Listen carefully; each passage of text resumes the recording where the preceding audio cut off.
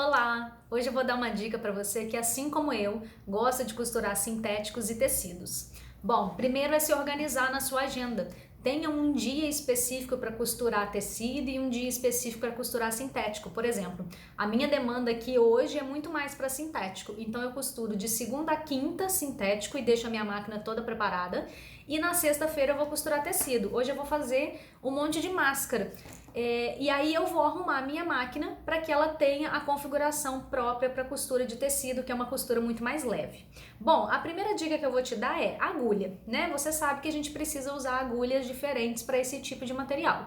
Quando a gente está costurando sintético, eu preciso de uma agulha mais grossa para ela aguentar a costura de várias camadas muito grossas. E quando a gente está costurando tecido, a gente coloca uma agulha mais fininha. Por exemplo, eu uso a agulha 14, mas você pode até usar uma agulha 11 que dá super de boa para costurar tecido sem problema nenhum.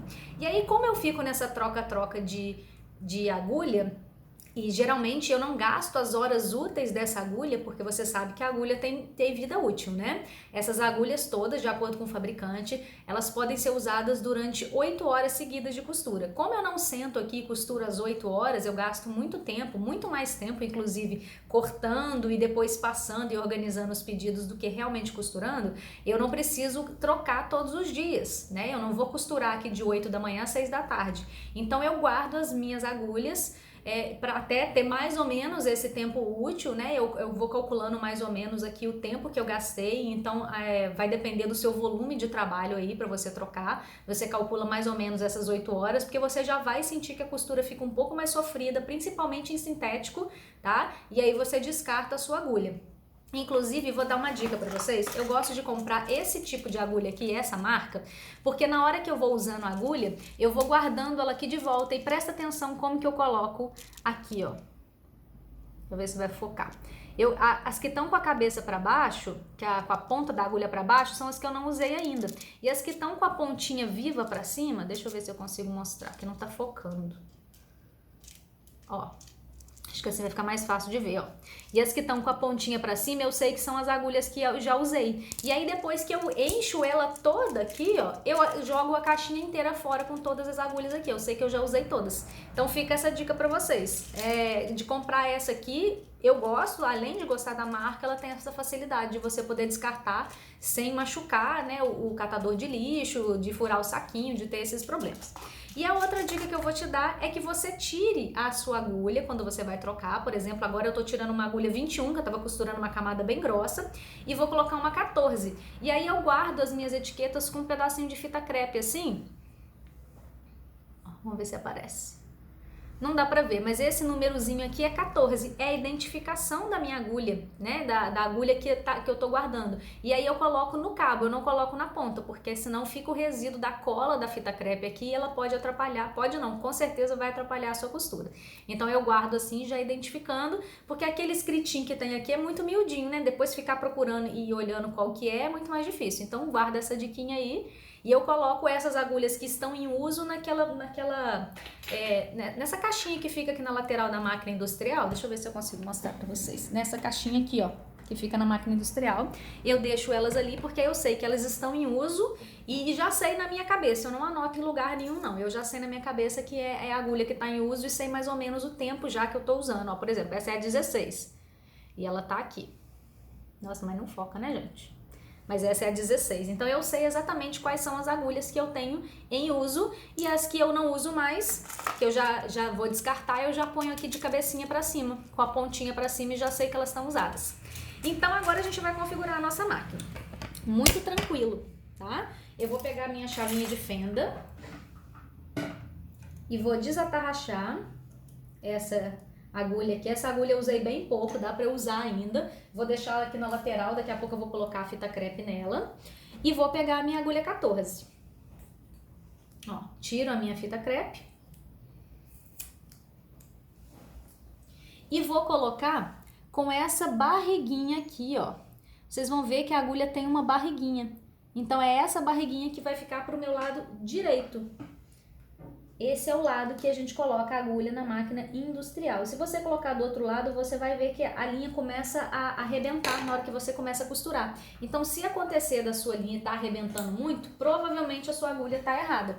E eu também vou trocar agora a minha linha. Eu estava usando a linha de poliamida número 60, que é a linha indicada para sintético, porque ela não arrebenta, e vou colocar uma linha agora, a linha branca, porque eu vou usar ela para fazer todas as costuras internas, que é a linha de algodão. Essa linha é aquela que arrebenta com a mão. Simples assim. E tem uma forma que a gente coloca aqui na máquina industrial, que eu vou compartilhar com vocês. Inclusive, eu vou até trocar aqui, virar a câmera, se eu consigo virar a câmera. Não consigo virar a câmera, então eu vou colocar vocês aqui que vocês vão ver. Aqui em cima é um passador de linha, mas que também faz parte da tensão da linha. Não só esse botãozinho aqui na frente, ó. Aqui é a tensão da linha, mas essa parte aqui e essa parte aqui de cima contribuem para essa tensão. Então aqui, quando eu tô passando uma linha de algodão, eu vou passar daqui da frente para trás e vou passar de trás para frente. Ó. De frente para trás e de trás para frente. Deixa eu mostrar do lado de cá que eu acho que vai ficar mais fácil para vocês visualizarem. Dá para ver? Eu fiz um zigue-zague, tá? E vou fazer a mesma coisa aqui, ó. Vou passar da direita para a esquerda e volto da esquerda para a direita. E vou terminar de passar aqui de baixo. Então, deixa eu mostrar pra vocês. Vamos ver se dá pra ver aqui, ó. Eu passei a linha daqui pra lá e de lá pra cá e desci, tá? Por que isso? Esse tipo de passagem da linha, ela diminui a tensão na linha, porque se você aumentar a tensão demais, além do seu ponto não ficar bonito, a linha vai ficar arrebentando, porque é uma linha de algodão, ela arrebenta de uma forma fácil, né? Se você puxar ela assim, você vê que na sua mão ela corta tranquilamente. Então a gente precisa ter esse cuidado. Agora, quando a gente está usando uma linha de poliamida 60, que é uma linha que não arrebenta e é uma linha com calibre muito grosso, que é própria para sintético, aí a gente vai passar de forma diferente e eu mostro em outro vídeo para você quando eu estiver falando aqui sobre a regulagem da máquina para sintético. Hoje a gente está falando uma regulagem para tecidos leves, para costura leve. E outro ponto de atenção que a gente tem que ter para a regulagem é esse pininho aqui, ó. Esse pininho aqui nada mais é do que a força que o seu calcador vai fazer no tecido para prender o tecido. Se tiver apertado demais, você estiver costurando uma camada muito grossa, você vai ver que vai ter dificuldade. Inclusive, quando a gente está costurando montana, para quem montana é tipo aquele, o pessoal chama muito de couro sintético, tá? Essa expressão até não é muito boa, mas só para você saber o que que é.